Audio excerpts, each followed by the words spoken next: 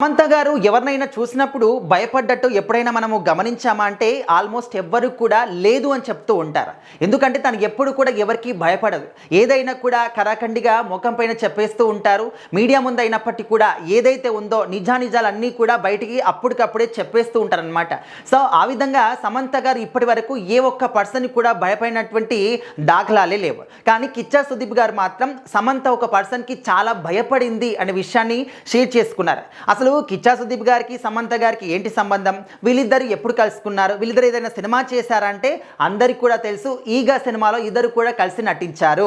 Natural star Nani గారు, సమంత గారు, అదేవిధంగా కిచ్చా సుదీప్ గారు, వీళ్ళ ముగ్గురి కాంబినేషన్లో ఈగా సినిమా అనేది అప్పట్లో ఎంత భారీగా విజయం సాధించడం అందరం కూడా చూసాం. ఒక ఈగని ఆధారంగా చేసుకొని ఇంత పెద్ద సినిమాని ఇంత పెద్ద హిట్ చేసినటువంటి రాజమౌళి గారికి అంటే దక్కని ప్రశంసలంటూ కూడా ఏవి లేవన్నమాట. అంత గొప్ప డైరెక్టర్ ఈగతోని కూడా ఒక ప్రపంచాన్ని సృష్టించాడు అని చెప్పేసి అప్పట్లో రాజమౌళి గారి పేరు అనేది మార్మోగిపోయిందనమాట. సినిమా కూడా అదే రేంజ్లో విజయం సాధించింది.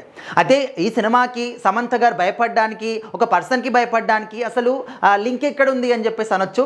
సో ఆ విషయానికి వస్తే రాజమౌళి గారు ఏ సినిమా చేసినా అందులో ఎంత పెద్ద హీరో ఉన్నప్పటికీ, ఎంత పెద్ద హీరోయిన్ ఉన్నప్పటికీ కూడా ప్రతి ఒక్క సీన్ కూడా పర్ఫెక్ట్గా రావాలి అని చెప్పేసి ఆయన మాత్రం కరాఖండిగా చెప్పేస్తారు. అది ఎవరైనా కావచ్చు, సీన్ పర్ఫెక్ట్గా చెయ్యి అని చెప్పేసి చెప్తూ ఉంటారు. మనము చాలా సందర్భాల్లో చూసాం. జూనియర్ ఎన్టీఆర్ గారు కావచ్చు, రామ్ చరణ్ గారు కావచ్చు, ప్రభాస్ గారు కావచ్చు, రానా గారు, వీళ్ళందరూ కూడా చెప్పారు.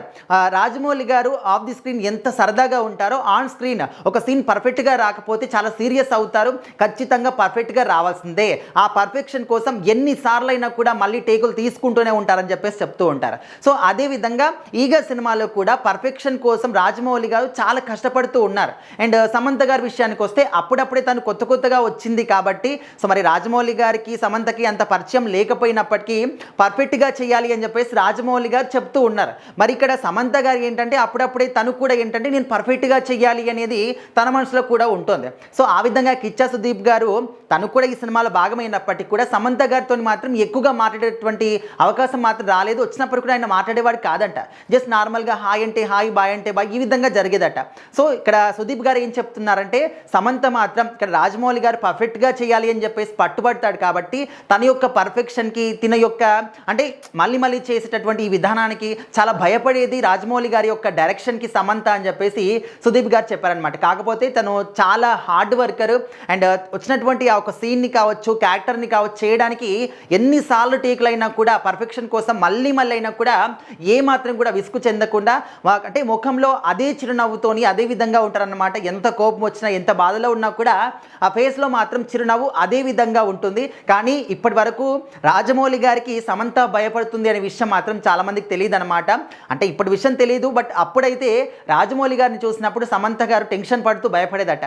సో ఆ ఒక విషయాన్ని కిచ్చా సుదీప్ గారు ఒక ఇంటర్వ్యూలో షేర్ చేసుకున్నారనమాట. సో అందరూ కూడా ఈ విషయాన్ని ఎవరికి కూడా భయపడిన సమంత ఆ ఒక్క పర్సన్కి భయపడుతుంది అనే విధంగా రాజమౌళి గారి పేరుని మధ్యలోకి తీసుకొచ్చి ఈ యొక్క వార్తని వైరల్ చేస్తూ ఉన్నారు.